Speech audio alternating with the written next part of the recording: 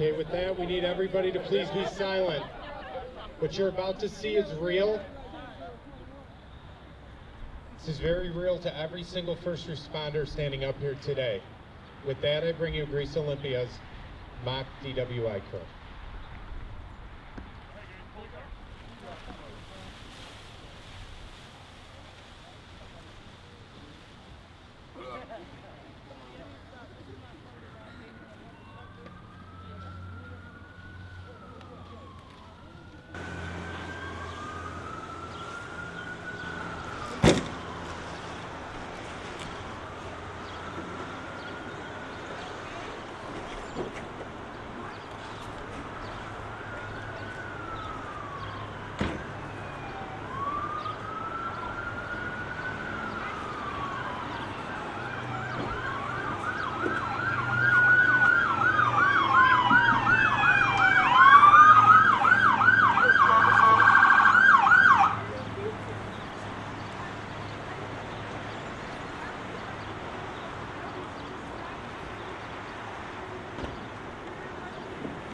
Scene of the accident. You okay? Can you check on this driver, please? Are you okay? Are you okay? Okay, don't move, don't move. Ease your way. Can you sit up here for me? Okay. Walk over here. Okay?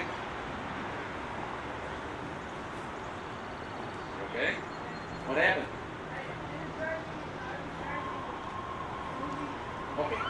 Walk over to my walk right over to my patrol car, okay? I'm gonna have you take a seat in the back and have medical look at you, okay?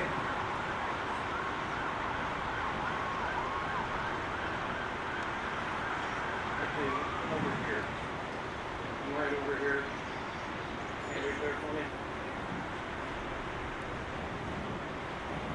Fire department's on location. At this time, our suspect is always secured at the scene of all the accidents involving any type of criminal activity. At this point, the fire department will now take over.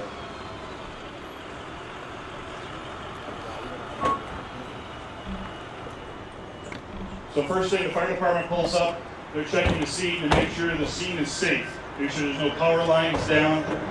And then they're going to start taking equipment off the car to stabilize the cars and check on the victims. At the same time, the ambulance is pulling in.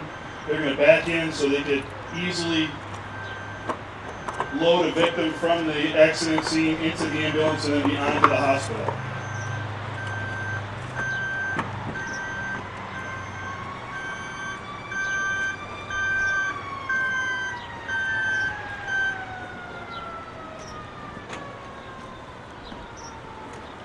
So the fire department first puts down a couple of these, what we call wheel chocks, or chocks to keep the car stabilized. These big wooden blocks just keep the car from moving, so when they go to open the car with the jaws of life, the car doesn't move and hurt the occupant inside the car. So in this scenario, we already saw the driver of the VW Bug be removed, and she is gone with law enforcement to be detained. In the meantime, it looks like we have two casualties in the Nissan in the back here. There's one girl in the front seat who's trapped and cannot open the door to get out. So the fire department is going to use the tools that we carry to open the door. Right now they're putting a blanket over her to protect her from falling glass and sharp metal from inside the car. Firefighter Siegfried is getting into the back seat to be with her inside the car. She's going to be telling her what's going on and trying to provide some kind of first aid with her or to her while she's in the car. There's another victim. He's kind of hard to see. There's another victim on the hood of the car, and the fire department has deemed him deceased. They're going to leave him in place for the time being while they get her out of the car on the passenger side.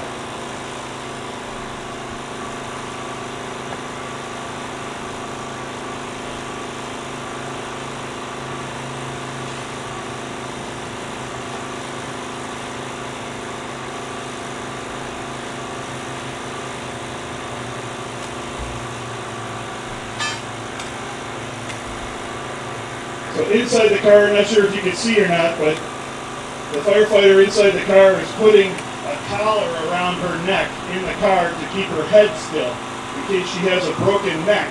We don't want to do any more harm to her. So she's holding her in the car, she's holding a blanket over her and protecting her. The other firefighters are removing the rest of the glass from the car so there's no flying glass inside. It's very dangerous.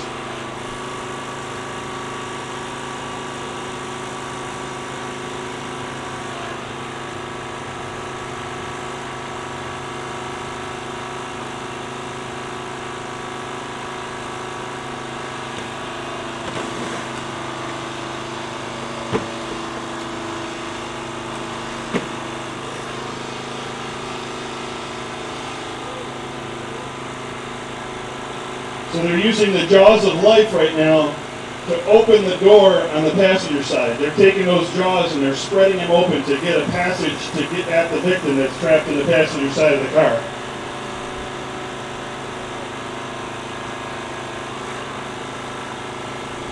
So something else on the other side of the car, while these firefighters over here are working on getting that door open with the jaws of life, these firefighters over here are using this other O cutter, we call it. It's a big cutter to cut the roof off the top of the car.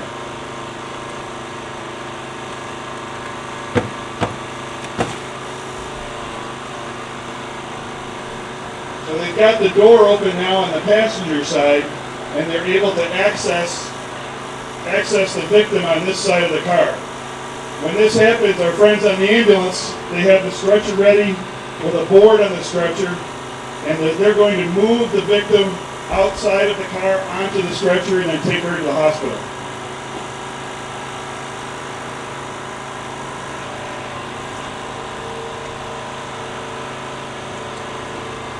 In the meantime, firefighter Kelly again is inside the car. She's reassuring her that she's okay. She's providing first aid with her. She's keeping her airway open. She's keeping her head still to make sure there's no further injury to the passenger.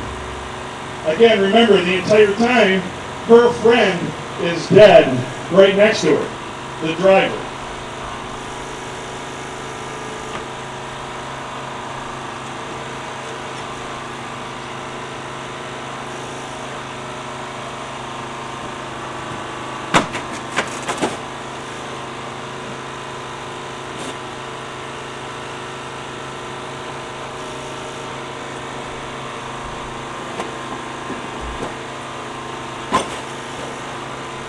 So now they've totally removed that front door with the jaws of life, so they're able to get more access into her and be able to get her out of the car.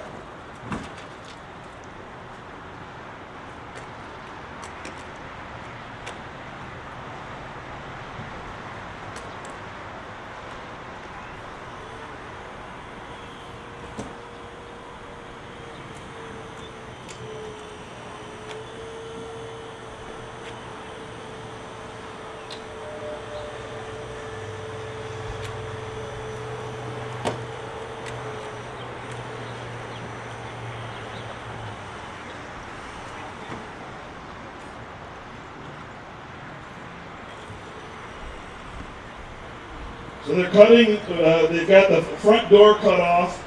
They're working on cutting the roof off in order to make it easier to access her and get her out of the vehicle safely.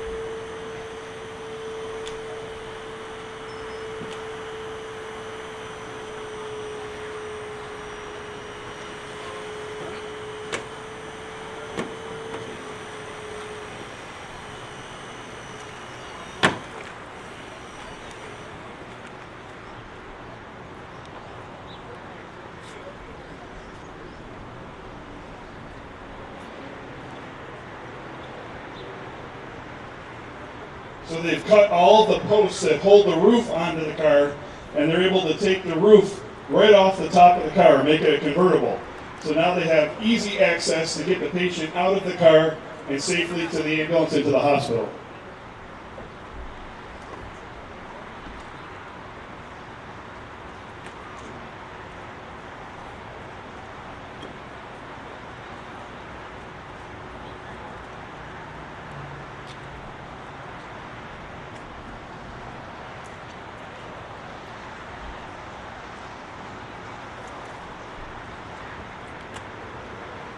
They're able to move her and pick her up and put her onto this big blue long board, we call it, and they're going to lay her on top of that board and be able to pull her out of the car and onto the stretcher. In the meantime, they're still maintaining her airway, keeping her back in line, keeping her spine straight and her neck straight, making sure she's breathing okay, making sure she's able to talk and mentate well.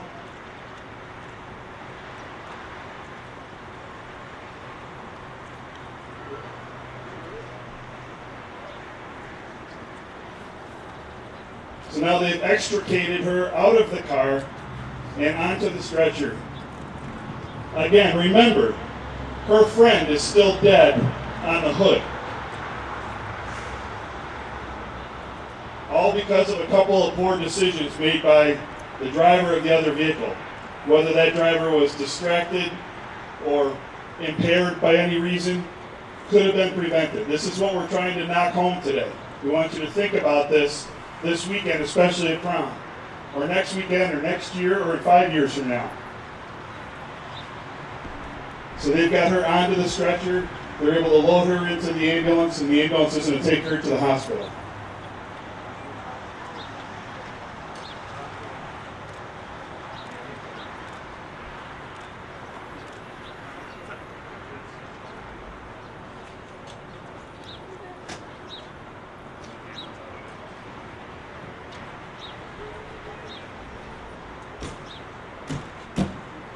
We often get asked, is it this quiet at every accident scene? Yes.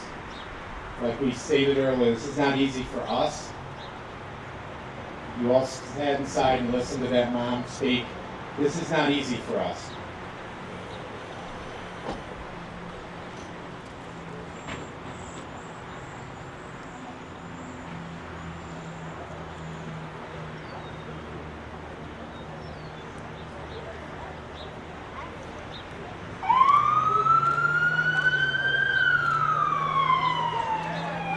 At some point during our investigation, we have to remove the body from the vehicle. Usually the Monroe County Medical Examiner will come in. Today we're going to be bringing in a funeral director to assist us with this process.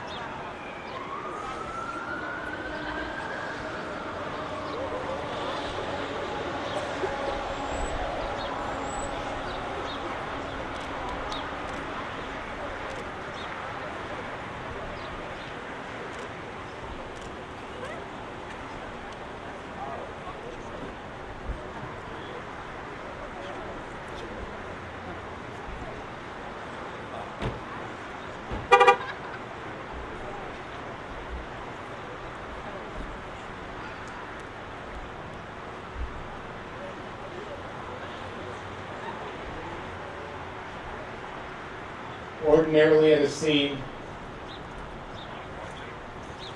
when the medical examiner arrives, they'll assess the situation to assist us in any type of law enforcement that needs to be done. The fire department will stay around to help load the body onto the gurney, which we later transported down to the medical examiner's office.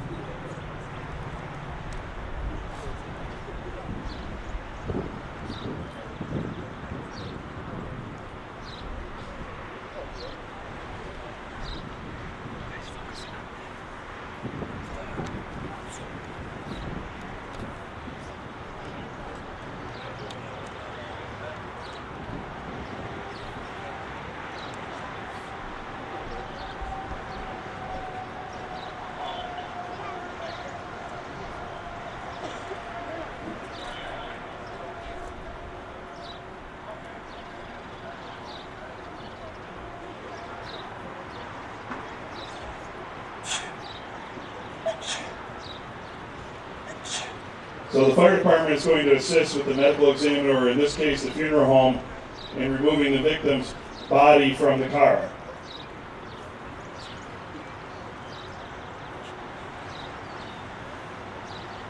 Something to think about. Again, this is a friend of yours. This is somebody's son. It's a neighbor. It's a friend. He's gone. He's not coming back. He's not going to be at school on Monday. He's gone. At this time in the accident, he officially became a statistic.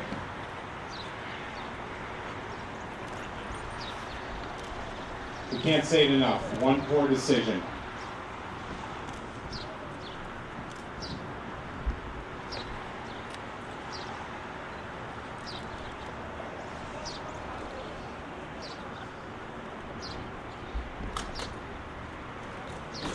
Oftentimes at the scene of the crash, before they load the body, we're able to locate a family member who can ID them. Imagine being that parent having to walk up right now.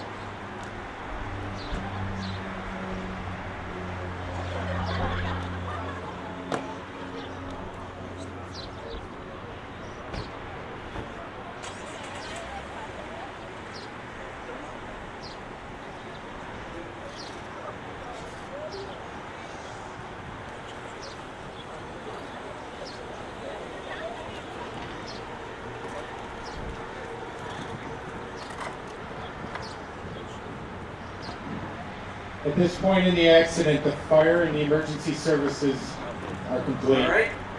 Okay. Have you had anything to drink today? I can smell the odor of an alcoholic beverage from back here. You were smacked? Okay. Why don't you step out for me, please? I'm going to have you walk over here to this line, all right? I'm going to put you through a series of field sobriety tests to make sure that you're okay to drive, okay?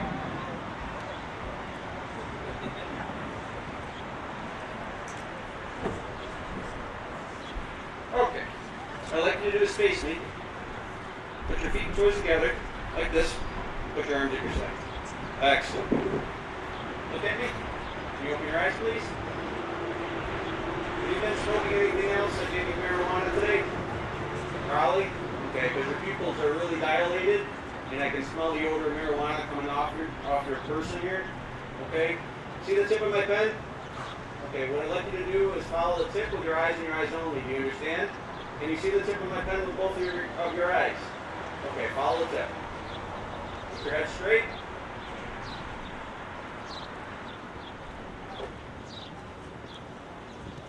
Keep your head straight, please.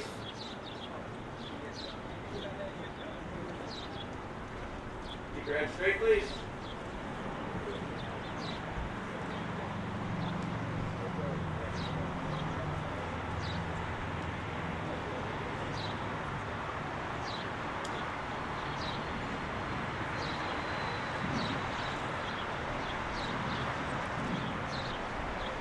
Straight.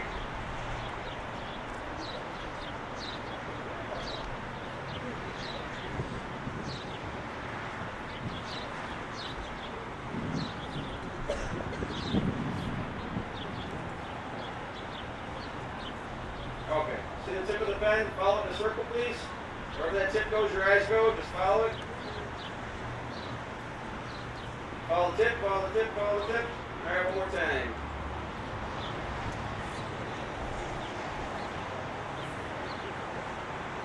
Okay, once again, look at me and follow the stimulus up, please.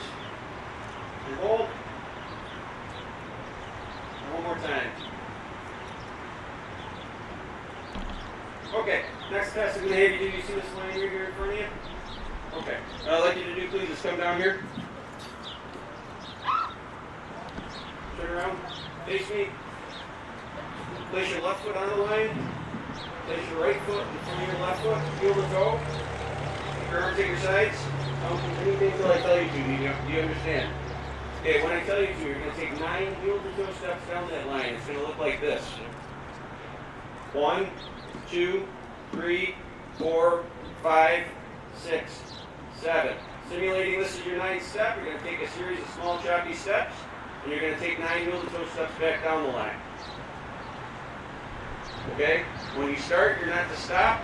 You're going to keep your arms at your sides, your heels to touch your toe, and you take 9 heel to toe steps. Do you have any questions? You may begin.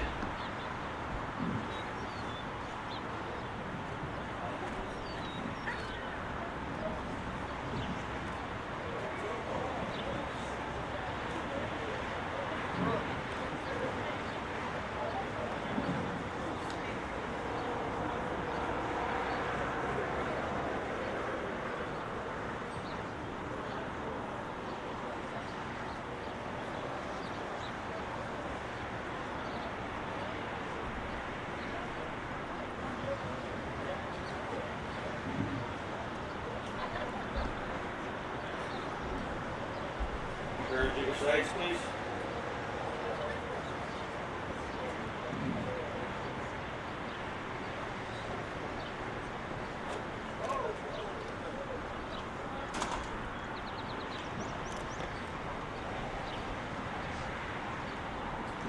Okay, come back over here. I got 2 more. That's completion through. Put your feet and toes together and to your sides. Just like that. Okay, when I tell you to, don't do it yet. You're going to lift whatever foot you would like, and you're going to keep the other foot planted. So it's going to look like this. I'm going to lift my right foot up. You're going to look at your foot and count up by 1,000s. 1,001, 1,002, 1,003, and you're going to continue to count until I tell you to stop. Okay? Your foot is to be raised approximately 6 inches off the ground, parallel to the ground, with both legs straight. You're going to keep your arms at your sides. You're going to look at your foot and count up by 1,000s. Do you have any questions? Until I tell you to stop. Okay? What foot do you choose to plant? Right foot? You may begin.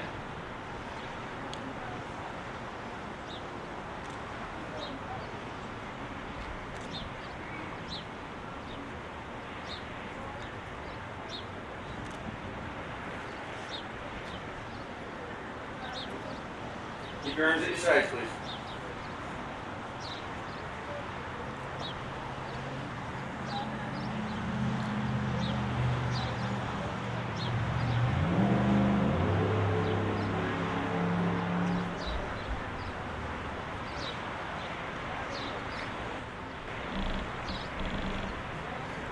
Okay, you can stop. Okay, once again, put your heels and toes together, arms at your sides. This is called a pre-screen.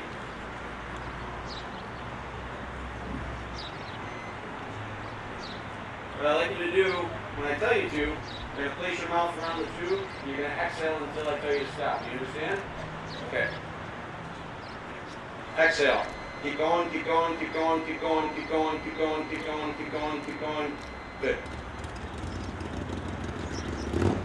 Hold on to that tube, please.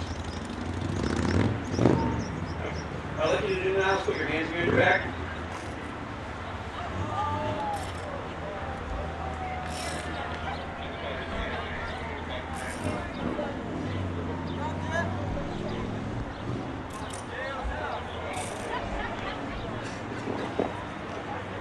Easier way, log me 111 please.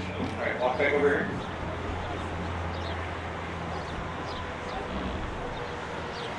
I know you didn't move it.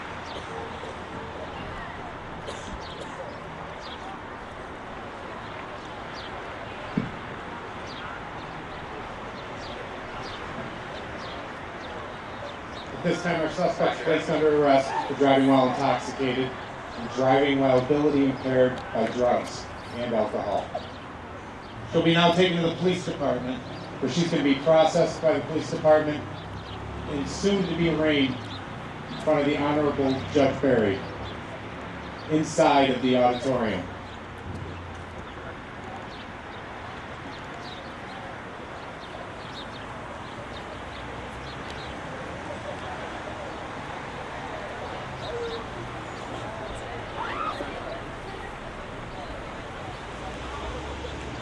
You can pretty much guarantee she won't be going to college in the fall. She won't be going to prom. She probably will not be graduating for many years.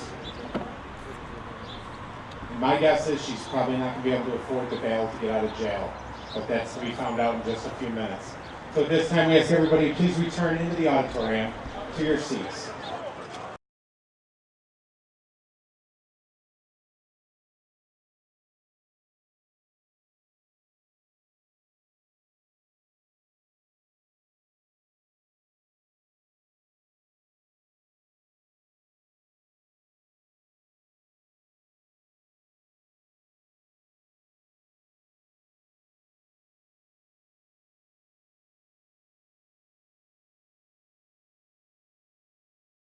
And everything are?